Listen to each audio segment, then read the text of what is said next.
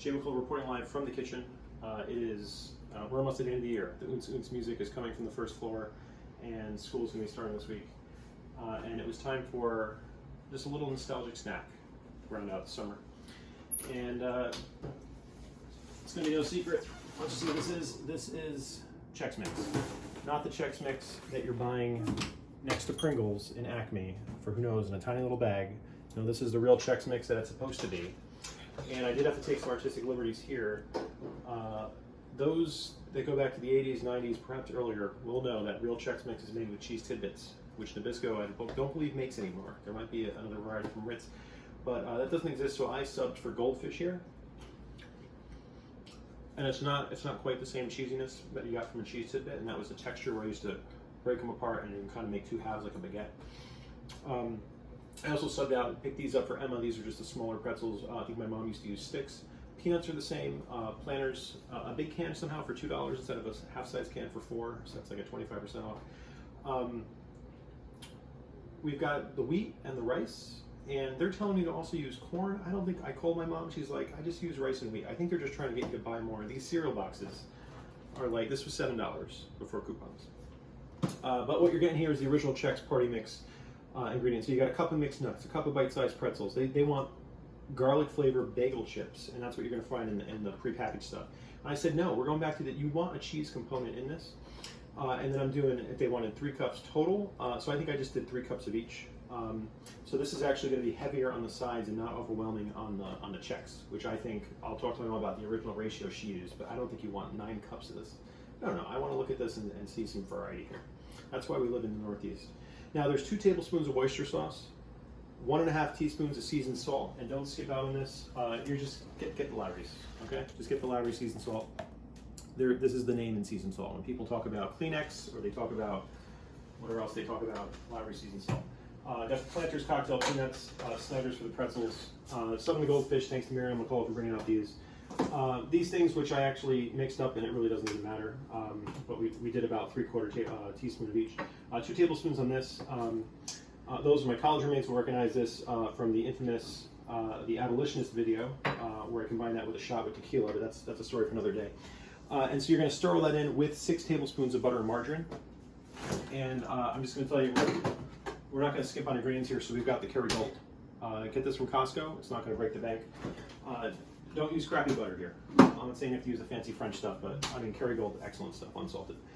Heat the oven to 250, large bowl, mix all the dry ingredients, and then melt down the butter with the seasoning, stir it in, and this is where I think I was a little heavy-handed. This isn't what I actually used, but I just kind of, I did it in a swirl motion like I was doing a pour-over coffee for Giants here, but I should have distributed it a little bit better, so we'll see how this goes. But I do like when you get, if you can get a close-up of this, and we haven't even done the initial stir. This has only been 25 minutes here.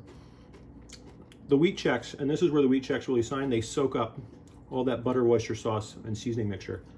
And you get the chewy ones. And they would stay chewy. Even my mom can put this in the rubber Tupperware. So you really want an airtight seal on this. This stuff is going to dry out. So when they say store it in an airtight container, they really mean it. So we're going to take that seriously. If I have to portion this into mason jars, so be it. This is going to get stirred. Take the big spoon here. And this is going to go in for a little bit longer. And I'm just using the half sheet pan here. I'm just going to make sure we're just distributing this, and you're doing a nice low heat. I would not do this in a convection oven. I don't think you need it. At this point, Cynthia's been recording for a little bit, so I think it's time for some love for the camera woman. She's been smelling this the entire time. How is that? Okay, now that's a very well seasoned piece. They're not all going to be like that, but I think when you're going to get a handful of these, you're going to get some like that. You're going to get some that are just lightly seasoned, and maybe that's the mystery of it all. Okay, so we're going to spread this back out, flatten it again. And it's going to go in. We got about another 50 or so minutes left on the counter. It's the right way with some oven mitts. All right, coming down. There's the door. Thank you, Mila. And between me and you, I mean top rack, bottom rack, I want to keep it closer to the heat source. Getting there, a little sizzle on that pan. You're not really getting sizzle at 250, but who knows? It's all mine. That said, we're going to enjoy this later. Sit down with another episode of How To with John Wilson, and I'll try to remember my dreams for Emma tomorrow. After story time, now we're trading dreams, so that's what we're doing. Enjoy the school year. Happy Labor Day, everybody. Bye-bye. If you're just joining us, we've got homemade Chex Mix. Came right out of the oven. It's been in there for about, I'm going to say, an hour, 20 minutes. About 255. Just remind me to shut off the oven. And if you're just joining us, this is perhaps the best part of the Chex experience of making it homemade. It's called the hunt.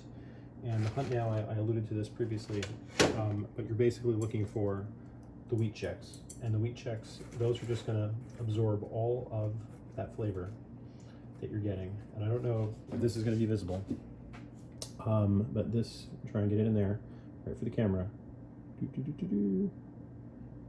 This is a wheat Chex that has been just fully saturated with some of that flavoring. And that one's a little crunchy. Some of them might be chewier.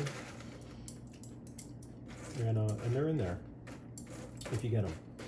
And that's the magic. You're going to get a handful of these in a serving. You might just get one or two. And the next day, this is actually maybe a rare development actually, where one of the rice Chex, if you can see, and this one has also absorbed so much of that flavor. If we can kind of focus in on that, I realize that is very difficult to focus in on. There it is. Delicious way it soaks in that flavor there. And so these will get chewier. You might find one that's chewy and soggy, and that's really, I think, the only way you improve this instead of using the oven would be the electric skillet, which has been relegated to hot pot use here. Cynthia didn't know it had another purpose. We've got that. I might use that next time, but the oven and the quarter sheet pan worked well here. So that's it. Chex Mix. Going to enjoy this with my little stainless steel bowl. And if you're in Adams Square and you want to stop by for some, you still have 16 minutes until 11:30. Welcome to drop by. I will fill up your coffee mug with this hot Chex Mix. That's all. And take care. And oh, that's just a beauty right there. Bye-bye.